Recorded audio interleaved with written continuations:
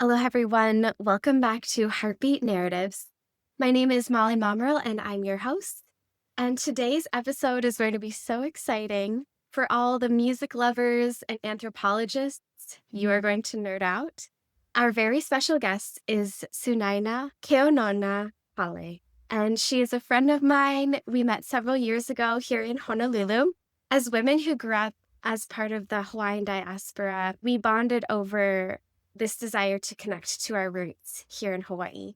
And so it's been really meaningful to finally be able to sit down and talk with her about something that's really close to her heart. I also have to mention that she is a gifted academic and has earned her PhD in ethnomusicology. Sunaina, thank you so much for coming today.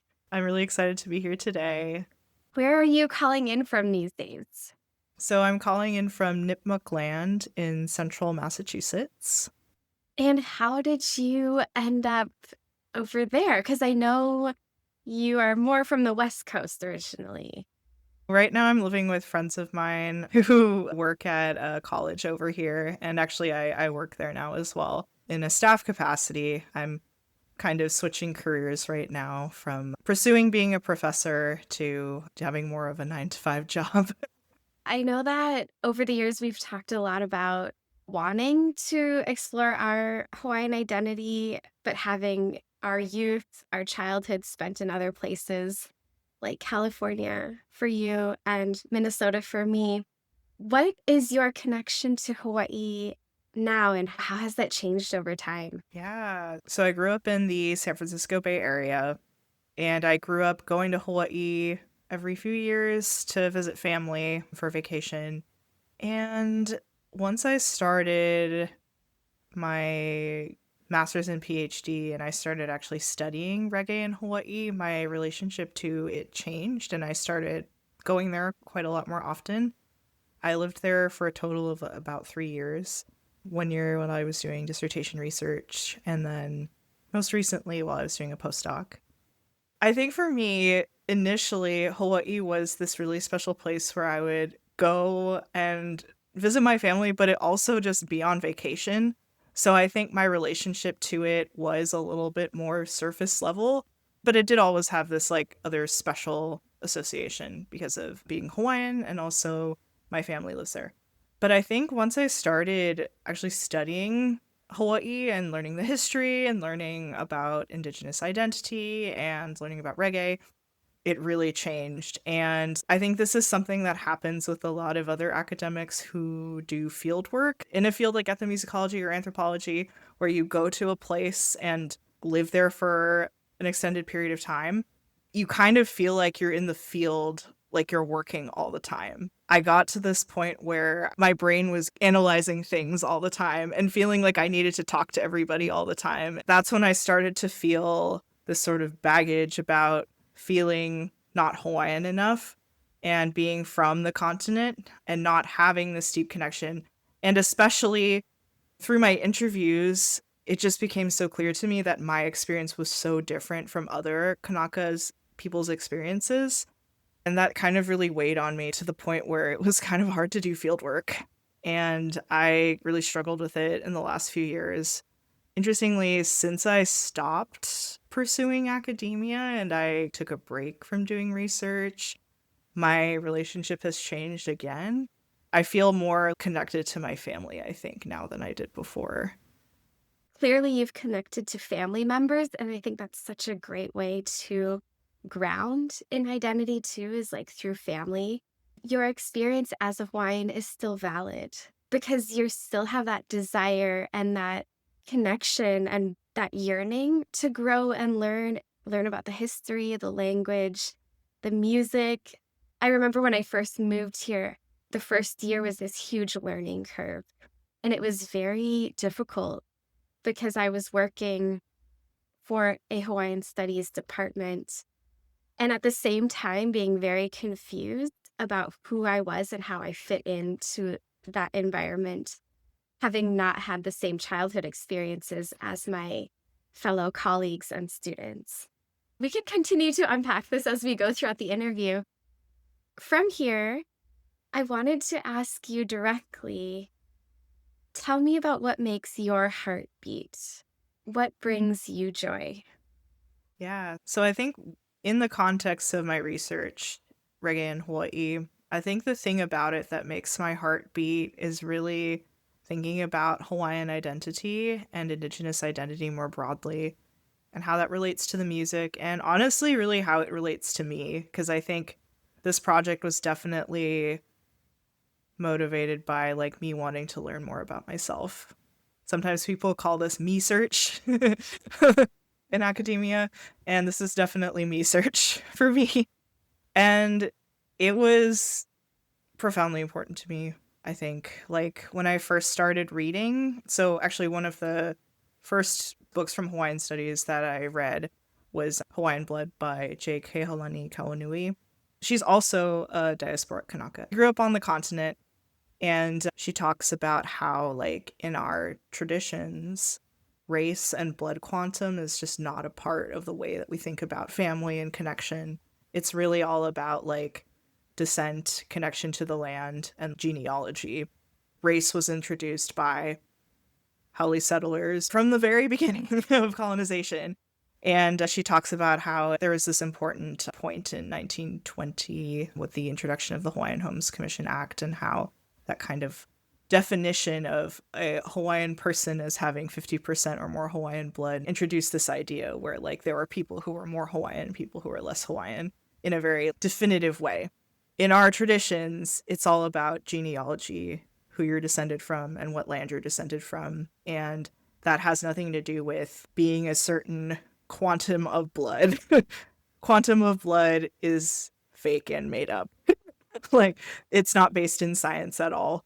And also, I think importantly for me, as a multiracial person, I'm also Indian, as in from India, and also white, also Haole. This way of looking at identity is not subtractive. Rather, it's abundant, expansive, additive. So because you're more than one thing, you're therefore less of one of those things. No, it's that you are all those things. And that's celebrated. What a fascinating way to uncover your different identities through music.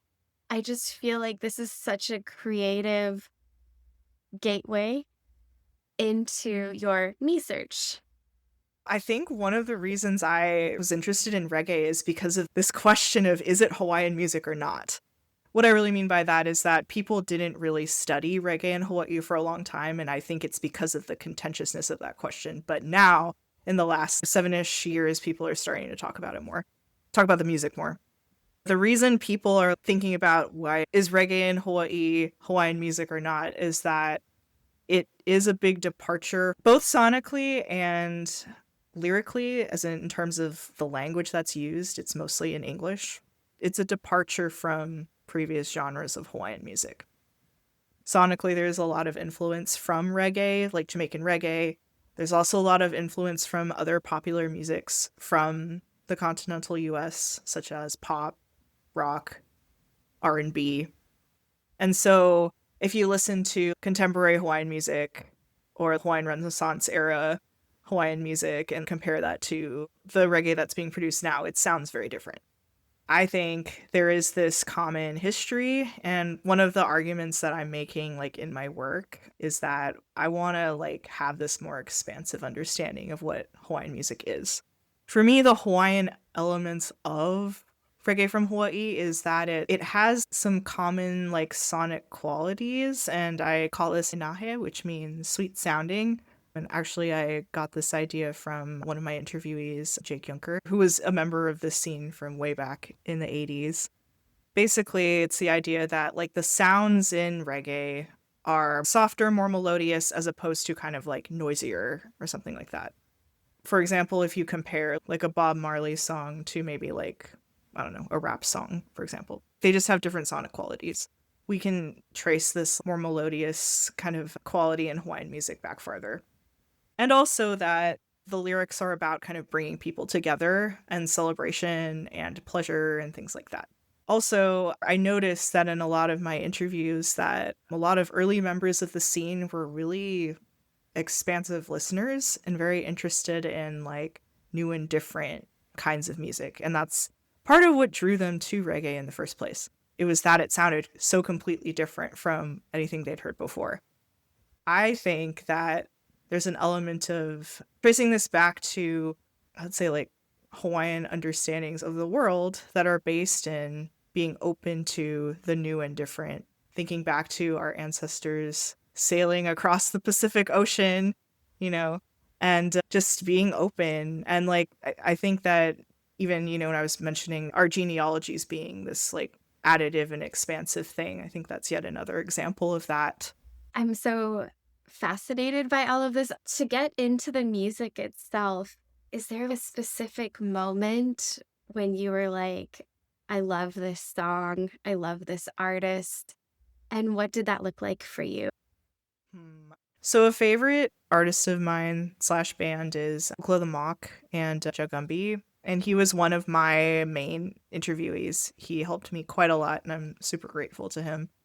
I really do like his music, and he likes to incorporate different genres of music. He likes to add like jazz harmonies to reggae, which adds a really interesting dimension to it. I think what really excites me about him as a musician is like the way that he creates community. I wrote about this quite a lot in my dissertation. He invites people over to his house and brings people in. He has like a huge reggae collection of records and even cassette tapes and things like that. And he has a little studio in his house. And while I was doing dissertation research, he invited me over multiple times and I interviewed people in his house and I met a lot of people through him. So yeah, he was an important interviewee for me. Let's see.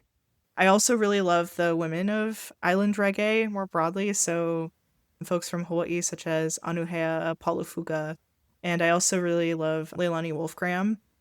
I just really do appreciate their voice in a pretty male-dominated space. There's an album by Leilani Wolfgram that was like really, I don't know, I really loved. I'll find the name of it later, but she talks a lot about mental health in it, actually. I found it pretty inspirational. I think the power of music to tell stories that feel almost too personal to say in regular conversation has the perfect outlet through music.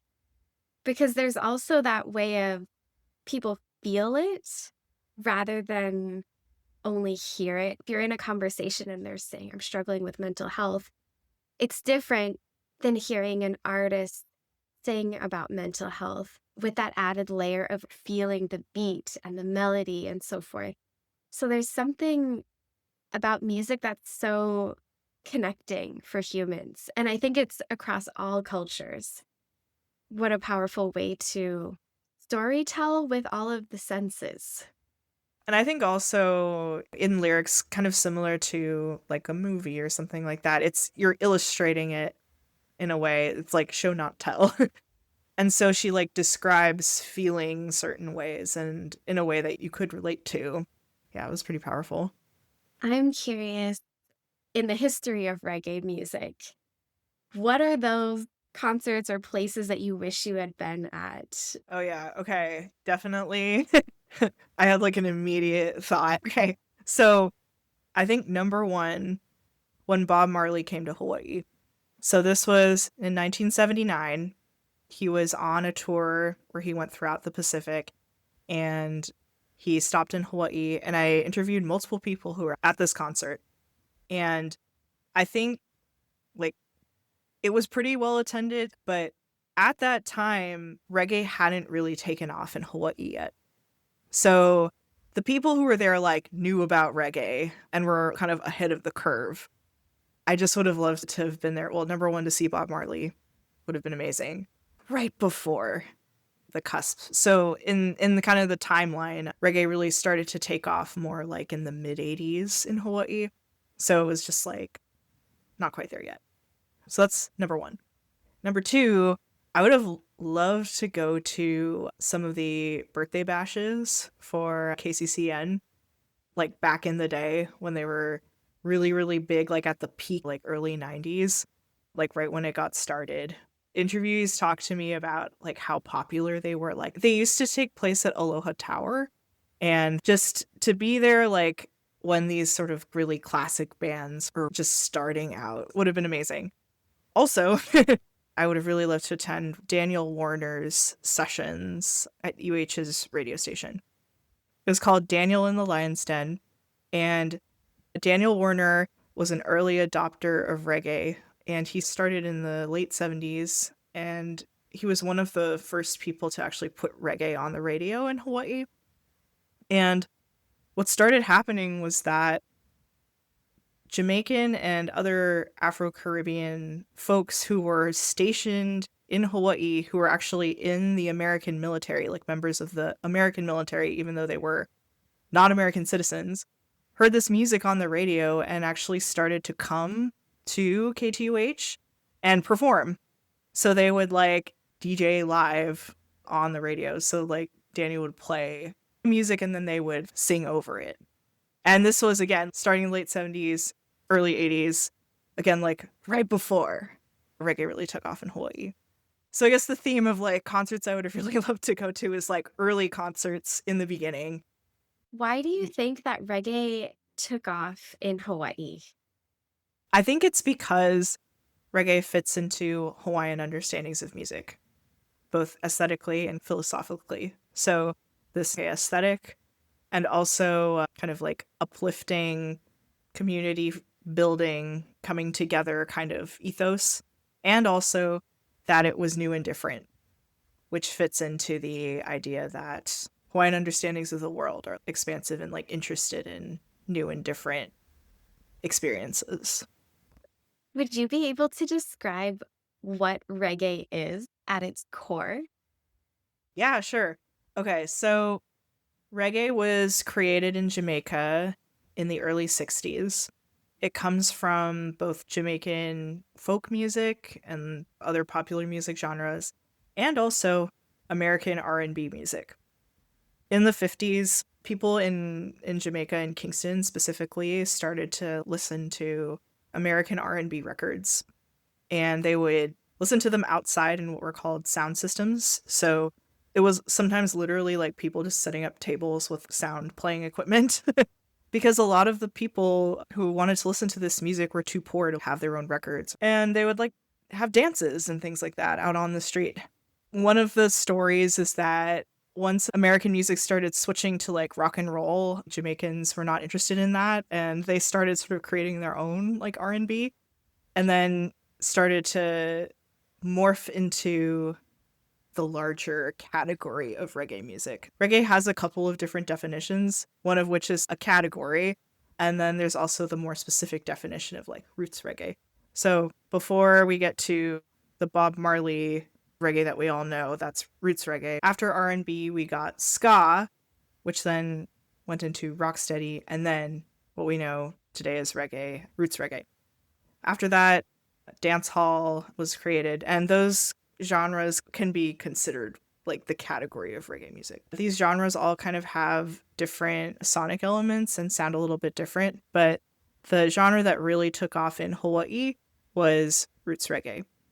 Another influence on reggae was the Rastafari religion, which was founded in the 1930s, and Jamaican musicians started to become interested in Rastafari and also Rastafari music around that time when ska was being created. And so that really came into Jamaican popular music with roots reggae. So it's this confluence of Jamaican folk music, American R&B music, and also this Rastafari music. When I'm listening to you speak, I'm almost thinking of someone who's like a coffee expert and they're drinking a cup of coffee and they're like, there's notes of peach and mint. And you listening to a reggae song is like, there's a little bit of ska and there's also island slack key guitar. Like, I'm just imagining you in your element, listening to a new reggae song and being able to break it down in the way that the rest of us with less refined ears and listening are not yet able to do. That's really sweet. I feel like that's what happens when you get really into something. But I will say, though, Although this is what I study, I really do think I am not a super expert at reggae. The people who I interviewed, people like Jagumbi, are real experts who can really pinpoint, like, oh, this particular band, this particular record they recorded with in this studio in this year, things like that. I can't do I can do like a little bit, but not to that granularity. With these kinds of things, in some ways, the real experts are the fans, right? Totally. But I don't want you to undersell yourself because you have done extensive literary research and also musical research to understand reggae from like a comprehensive view and not just the lived experience, but you've read and you've done all those extra layers of understanding the music, which kind of comes full circle to my next question is, are you a musician yourself? Yeah, I still consider myself a musician. I say still because I haven't really practiced music in a long time, but I grew up playing the piano. I also played the saxophone and the oboe. I also like singing in choirs. And in grad school, I sang in Middle East ensemble choir. That was super fun. We would like sing in Arabic and stuff like that. So I would consider myself a musician. I have the training, but I just don't do it very much anymore. I would really like to get it back into it because it is something that really like makes my heart happy, brings me joy. Sometimes these conversations spark that, when you're saying things out loud and you're like, this actually does matter to me when you're expressing it. I had a similar conversation a few months ago about hula, and that storytelling through movement really brought me to Hawaii and connected me to my Hawaiian side. And someone was interviewing me about Hawaii and environmental work that I've done. And in that interview, I said, I should get back into hula. And then 2 weeks ago, I started a hula orientation through a new halau that I have not previously danced with. I didn't realize that at the time, but it would end up spiraling back into my life and my routine 13 years later after moving home. Yeah, oh, that's wonderful. Oh, actually, I did want to say something which I forgot to say earlier because, like, I don't know exactly who the listenership is, but I want to define Hawaiian. The way that we're talking about Hawaiian, the word Hawaiian is that it means native Hawaiian, Kanaka Maoli, Kanaka Oiwi, the indigenous people of Hawaii. This is for folks on the continent. I think people to think Hawaiian means from Hawaii, but it doesn't mean from Hawaii. It means like native. So that's what I mean. That's what we mean here. Yeah, thank you for clarifying. I also think it's helpful to take note because we keep referencing the continent.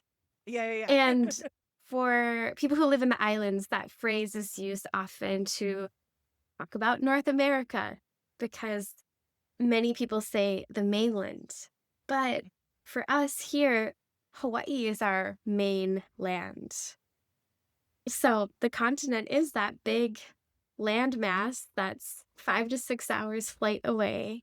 And it's huge. And so many people come from there and go visit there. So that's why we're referencing the continent so often because it's not necessarily our mainland. Right, exactly. One of the things that I guess really helped me think through Indigenous identity was being involved with Native studies here on the continent in grad school and learning about other Indigenous people's experiences here on Turtle Island. Turtle Island is a way that a lot of Native people refer to North America and how folks over here relate to land and each other. And it is very similar to Kanaka understandings of the world.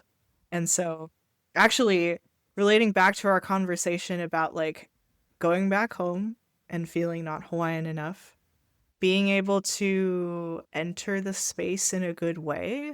My goal is to enter a space in a good way where I am not centering myself in a place where I'm not supposed to be centered, where I am supporting where I need to support, not kind of coming in and taking over. So the way I'm thinking about this is like, as someone who didn't grow up in Hawaii, I'm not like coming into Hawaii and being like, I'm in charge, I know what's going on. Like, I don't want to do that. I want to support and understand people's experiences there. And at the same time, validating my experiences as valid Kanaka experiences. I think what you're hitting on really relates to what I experienced when I first came back to Hawaii was this realization and understanding that I should be an observer first. Who are the people who have lived here their entire lives, who are residents, they're kama'aina, children of the land? What are their stories, and how can I observe and naturally ease into this community without disrupting in the most respectful way so that I can honor those where Hawaii has always been home for them. I still struggle with where do I fit in? Where are my gifts best utilized? Do I even belong here? But I feel like what I'm doing with my work and the way that I've been approaching sharing my hana or my gifts with the world, that those gifts are best utilized here in the islands. And I've come to that over time. It wasn't like that the first 10 years that I lived here. It's only been the last couple of years where I finally realized, and maybe this comes with being in my mid 30s now. After age Yep, 30, I feel that. yeah, after age 30, you've had a little bit of life experience. You know what you're good at. You know who your community is and maybe what your weaknesses are too. So, like, how do you funnel that energy and that life and purpose into the place where it will blossom most readily?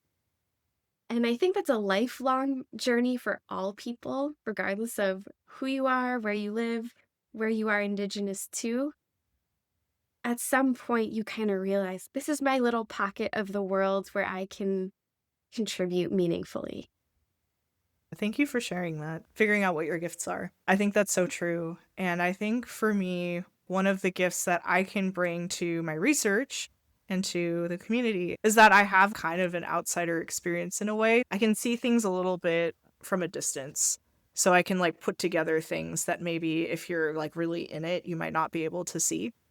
And in addition to that, I really, really have this expansive orientation to Indigenous identity. And that's something that's really important to me. And I think that that comes from growing up on the continent, on Turtle Island, and feeling disconnected in all these ways and wanting to be expansive of that. You've shared a lot about your Hawaiian identity. How have you explored your Indian identity and your Caucasian identity? Yeah, so with an Indian identity, we grew up going to India like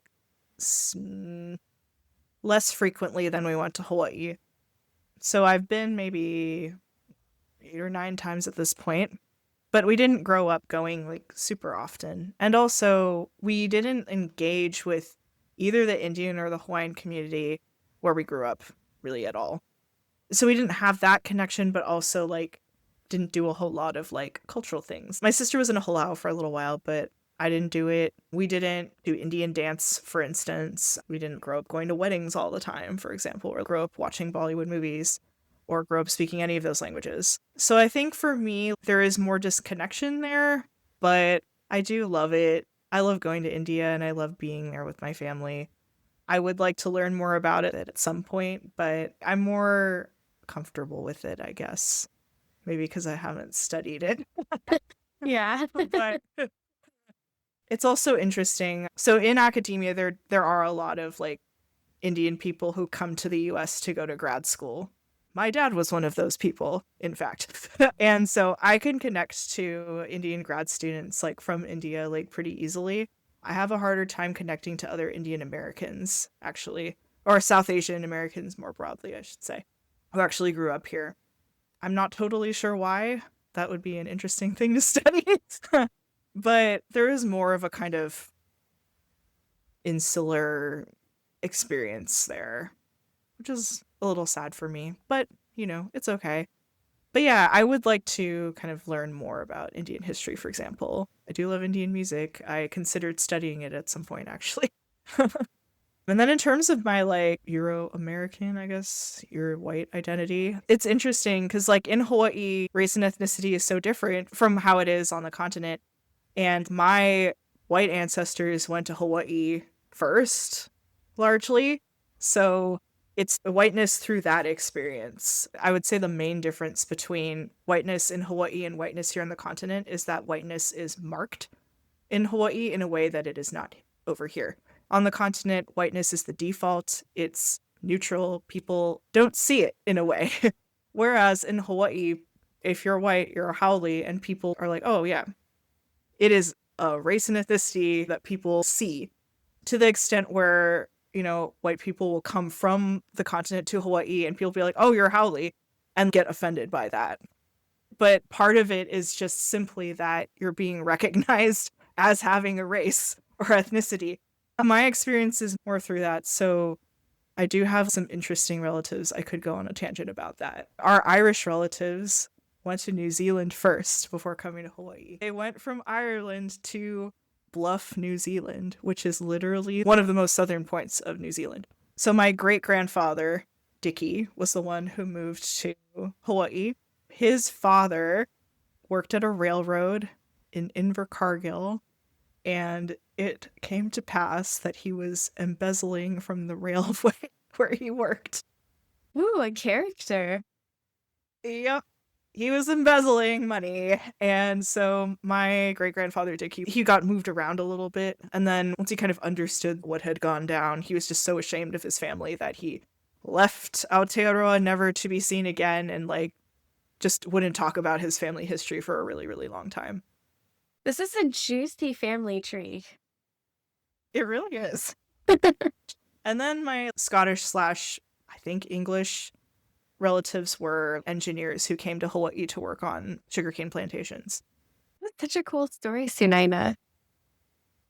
We also have a Silesian ancestor. So Silesia is a kingdom that is now part of mostly Poland, Czechia, and a little bit in Germany. And so he came to Maui and was a blacksmith. And that was Mr. Schultz. I'm impressed at the genealogy research that your family has done. It seems very thorough. Oh, yeah. I have to say, I do feel very, very lucky to have all this information on our family because I know that most people don't have the privilege of having it. But I do think also, like, knowing your genealogy is a Hawaiian tradition. So I do think that plays a role in remembering these kinds of things. Yeah. I also have interesting Hawaiian ancestors I could talk about if you want. I'm down to dive in because I think what's cool is this conversation will take on a different form than we initially thought. And that's what makes it Yeah. that's what makes it interesting. Totally. Yeah. Okay, so my Hawaiian family is the Kamehameha family, but we're kind of like Hanai'd into that family. So my great great grandfather, Lincoln Benjamin Kamehameha. So that's kind of like the main ancestor that we know about. So his brother was Joseph Ilalaole, the famous hula chanter. And so we're kind of like part of that family. And we have family on the Big Island and also from Maui. So Lincoln Benjamin was a pastor in the Hawaiian Congregational Church. He used to ride around on horseback on the Big Island preaching. He also was the kahu at the church in Lahaina that burned down. What's the name of that church? We have a lot of family graves in that graveyard. Let's see what else. Yeah, so we have this interesting kind of, I don't know, I guess spiritual kind of stuff happening, like with other indigenous folks here on the continent and in Latin America and stuff, where you get people who are mixing Christianity with their indigenous beliefs. So I've seen stories of him swimming in the ocean and there being a shark nearby or something, and him being like, oh, it's fine, our Aumakua is a shark. I'll be protected, you know. I didn't grow up religious, but I like the idea of being connected to that more indigenous spirituality and our Hawaiian like religion, so to speak. Yeah. I think you're touching on something that is so central to Hawaiian identity is like what are the beliefs of Indigenous people and how do you weave in maybe those other major belief systems that are present in the world? And do you subscribe in some ways to both or one or the other? There's some reconciling that takes place because I think Indigenous societies, it's very grounded in understanding of the earth and the planet because that's all that was around. There were no buildings. We built our own homes out of resources from the earth itself. So everything is honoring the sun and the moon and the ocean and the mountains.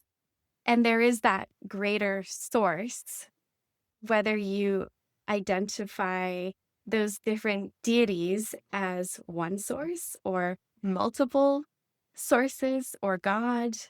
I think every person who subscribes to religion or a spirituality or a practice, you have to feel what resonates most deeply within you.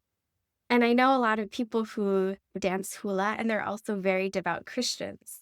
But on some level, they've had to figure out where is that balance within their own heart and their own practice, because not everything is as aligned, black and white on paper, but maybe in your heart, it is very aligned. I think this ties back to what we were speaking about earlier, this like expansive worldview where like someone like my great great grandfather doesn't think it conflicts like believing in a Christian God, but also in indigenous spirituality. So, tying this back to reggae, is there an artist that you would fangirl over meeting?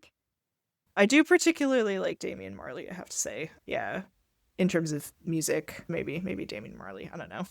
There are no wrong answers. For people who are interested, their curiosity has been piqued with reggae. Would you be able to provide us with some kind of a list of artists and songs that listeners could dive into? Yes, absolutely. Perfect. I will include those in the show notes. So thank you. Okay, I have two last questions.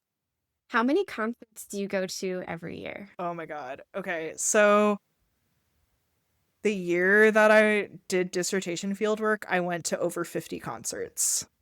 So, like, I've been to maybe 0 concerts this year. But yeah, when I'm doing research, I go to a lot of concerts. And my last question is, do you skate? I feel like I'm bad at it, but I can kind of do it.